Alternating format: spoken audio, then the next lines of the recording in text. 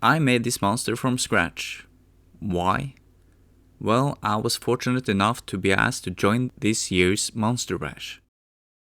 For those of you who don't know, Monster Bash is an art challenge where you have to make a monster inspired by 6 randomly drawn Monster Bash cards.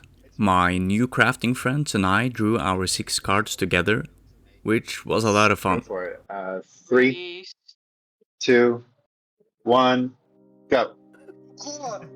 Some drew more challenging cards than others, but everyone produced some seriously awesome monsters.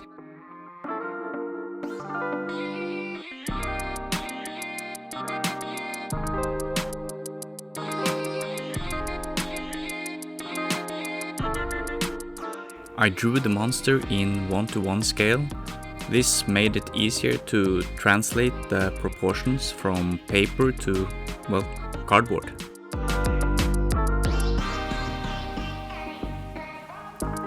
Next, I use armature wire to make the legs. Next is building some muscles on this thing.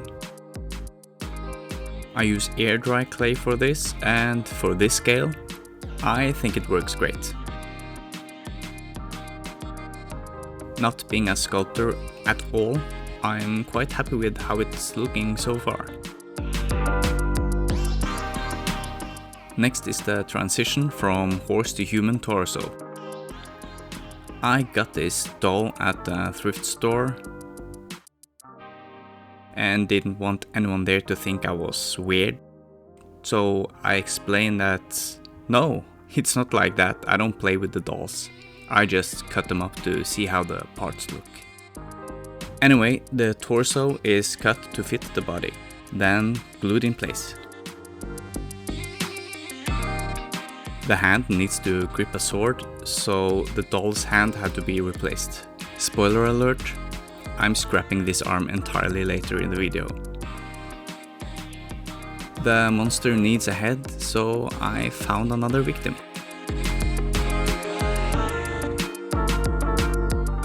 I cut a notch in the neck to make the head gape more stupidly. To make the skin, and to hold the fragile air dry clay in place, I tear thin tissue paper pieces and brush them onto the body with Mod Podge.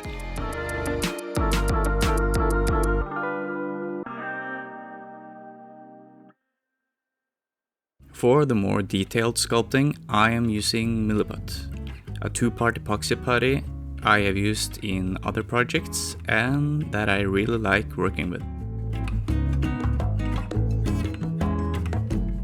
I'm going to cover this part of the model with paper Mod Podge skin as well, so I'm not aiming for a perfect surface texture here, just getting in the shapes and making it look less doll-like. The card with the fish head has some big eyes, so I made some small balls and poked some divots. This card, drawn by Zan von Zed, was the hardest one to incorporate, I think. In the end, I decided to make it into something the monster will be holding. First time trying Fimo leather effect, and it's so soft. Next time I will only use it to make leather effects. But I'm happy with the shoe, all things considered.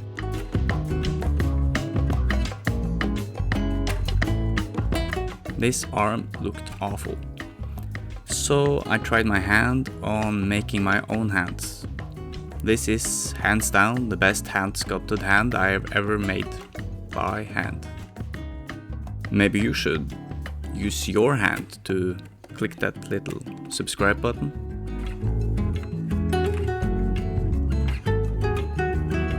Next, I'm making the wood legs. I could have used balsa wood, but this is teak. That works great for fine but more sturdy miniature work.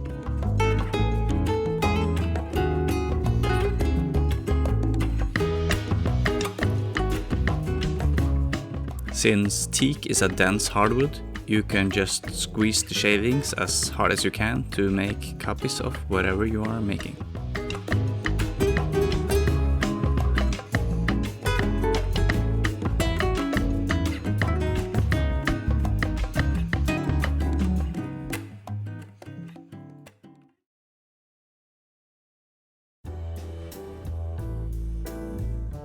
I use superglue to attach the pin at the end, so I can attach the monster to a base later. Because of this energy/lightsaber card drawn by Studson Studio, I felt I had to install some lights in this build. I use a battery-powered T-light as the power source, cutting away as much of the housing as possible.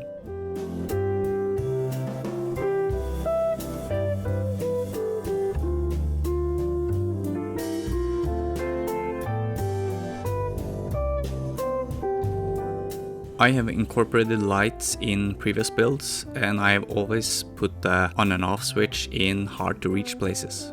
So this time, I didn't. This LED noodle is the same type that Boylai Hobbytime uses in many of his builds. And I got it as a gift from a friend. Thanks, Jude. I make a hole in the side of the monster for the wires and quickly realized that this arm wouldn't do.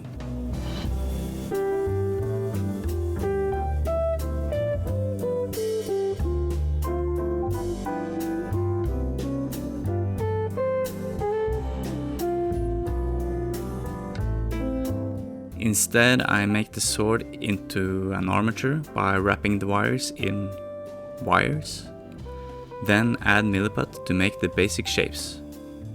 Then detail it with a silicone tool.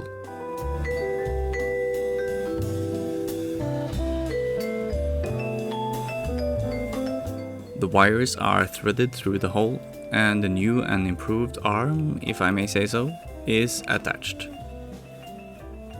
I superglue it in the position I want, then blend the arm to the body with more milliput.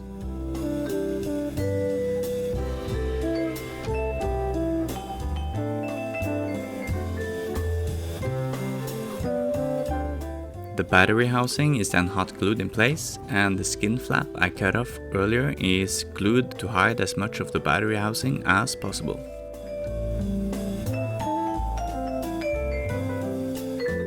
I then give the upper body the same tissue paper and Mod Podge treatment as the lower part. Next, I need to incorporate this interesting card drawn by Trent, the guy who started this Monster Bash madness years ago. I'm going to interpret this as stone slabs, imagining that the monster hides in the ground, blending itself to the surroundings, making it hard to spot for those D&D type adventurers. I mix sand, baking soda and Mod Podge to make a texture paste to blend the EVA foam more with the rest of the monster. Now I'm going to finish this thing without you having to listen to my voice. But first, I really want to thank you for taking the time to watch my videos. It really means a lot to me.